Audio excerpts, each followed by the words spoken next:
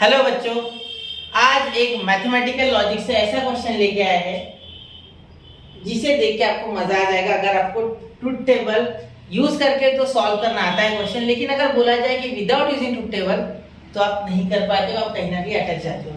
तो इसके पहले मैंने एक क्वेश्चन और सॉल्व कराया ऐसा, तो उसमें मैंने आपको पूरा डिटेल बताया था। इसमें भी विदाउट यूजिंग ट्रुथ टेबल वाला क्वेश्चन लिया है मैंने, और ये क्वेश्चन लेटेस्ट में लिया है मैंने, वो थोड़ा पुराना था। ये जुलाई 2022 का यानी 2 साल पहले का क्वेश्चन है, रिपीटर एग्जाम के लिए। ठीक है, तो ये क्वेश्चन यहाँ तो आया ही है, फिर एक बार और आया है। ये देखो, ये आया हुआ है मार्च 2016 में। ठीक है, तो 16 के बाद 22, ठीक है, ये क्वेश्चन रिपीट हुआ है। ये सेम टू सेम क्वेश्चन है वो एक बार, और यहाँ भी ये क्वेश्चन आया हुआ है जुलाई 2022 में। ठीक है, तो हम जुलाई वाला सॉल्व करते, मतलब जुलाई वाला लेके सॉल्व करते, जिससे हमें लगे कि एकदम आईएमपी है। ठीक है, क्या होता है ना, आईएमपी के लिए हमारा माइंड ज्यादा अच्छे से प्रिपेयर होता है। ठीक है, क्योंकि हमें पता है वो करना ही है। ठीक है, चलिए, तो सबसे पहले इस साइड को सॉल्व करके नेगेशन की हमें लाना है, ये हमें दिख रहा है। ठीक है, तो क्वेश्चन इतना आसान है ना बेटा कि आप बस आप देखो, इतना आसानी से हो जाएगा, मुश्किल ही नहीं है। ठीक है, उसके पहले आपको सारे लॉज रटे होने चाहिए। अगर रटे नहीं है तो बाजू में लेके बैठ जाओ लॉ की बुक। ठीक है, जहाँ लॉ लिखे हो पीले रंग में, हमारे बुक में दिया हो पीले रंग का चार्ट टेक्स्ट बुक में, वो लेके बैठ जाओ और 2-4 क्वेश्चन लगा लेना इसे करने के बाद। ठीक है, without using the truth table वाले भी 2-4 क्वेश्चन कर लेना, जिससे कि आपको पकड़ मजबूत हो जाएगी, आपको समझ जाएगा कि कहाँ क्या लगाना है।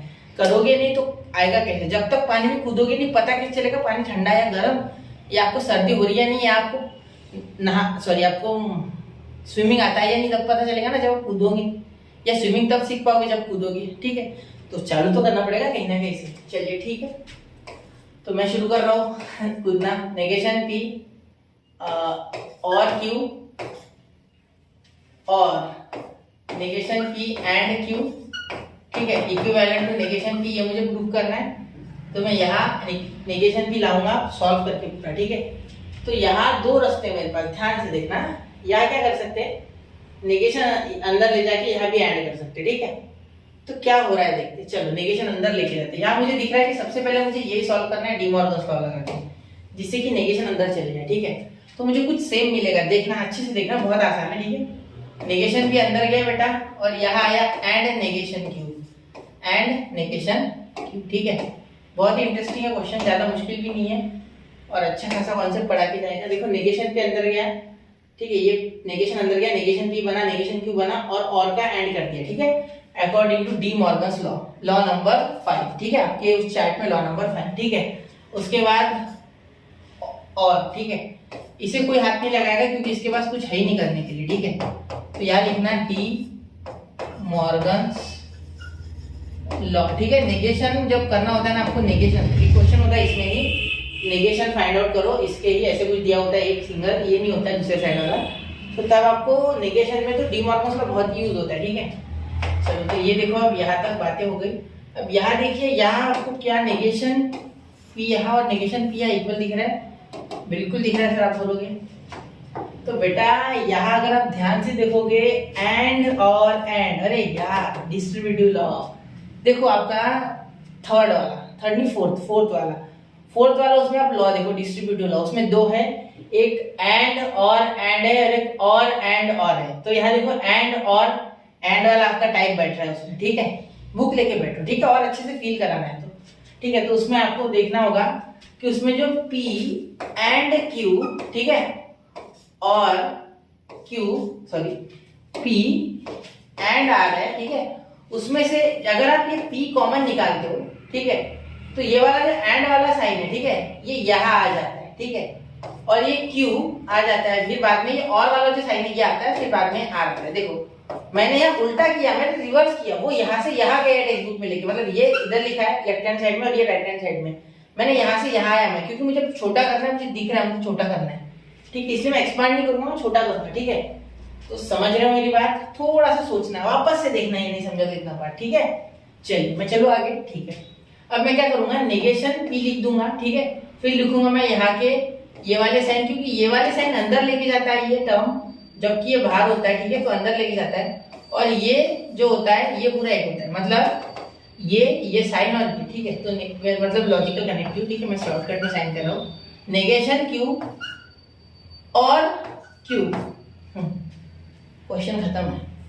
नेगेशन क्यू और क्यू, अब नेगेशन क्यू और क्यू होता है बेटा, यहाँ लॉ कौन सा लगाया मैंने, डिस्ट्रीब्यूटिव लॉ। कौन सा लगाया, डिस्ट्रीब्यूटिव लॉ। क्वेश्चन 3 से 4 मार्क्स के लिए आएगा एग्जाम में। डिस्ट्रीब्यूटिव लॉ आपको पूरा लिखना है, मैंने शॉर्ट में लिखा, ठीक है। तो यहाँ देखो नेगेशन P एंड T, अरे कॉम्प्लीमेंट लॉ, देखो नेगेशन Q और Q है, तो एक अगर नेगेशन Q को अगर मैं फॉल्स मानता हूँ सपोज, और इसे मैं ट्रू मानता हूँ, तो मेरा आंसर फॉल्स और ट्रू के लिए तो ट्रू आता है। और अगर मैं नेगेशन Q को ट्रू मानता हूँ, हो सकता है, ऐसा कुछ नहीं होता है, ठीक है। किसी कोई सेंटेंस अगर गलत है तो उसका सही ट्रू आएगा ना, ठीक है। तो इसीलिए उसका उल्टा जो होता है वो ट्रू आएगा, मतलब नेगेशन, ठीक है। और यहाँ और के बाद फॉल्स, तो यहाँ आ जाएगा बेटा ट्रू, क्योंकि ट्रू फॉल्स भी ट्रू होता है, फॉल्स ट्रू भी ट्रू होता है, ठीक है। ये लॉजिकल कनेक्टिव और का यानी डिसजंक्शन की खासियत है, ठीक है। चलिए यहाँ तक clear.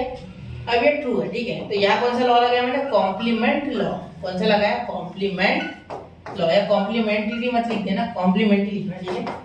Negation P and T, तो यहाँ लगेगा बेटा नेगेशन P आएगा आपका आंसर। यहाँ कौन सा लॉ लगा बेटा, identity law, identity law, identify लिख रहा है, आइडेंटिटी लॉ, ठीक है। अब ये आपको लॉ पता है बेटा, ये 4 फॉर्म्स में होता है।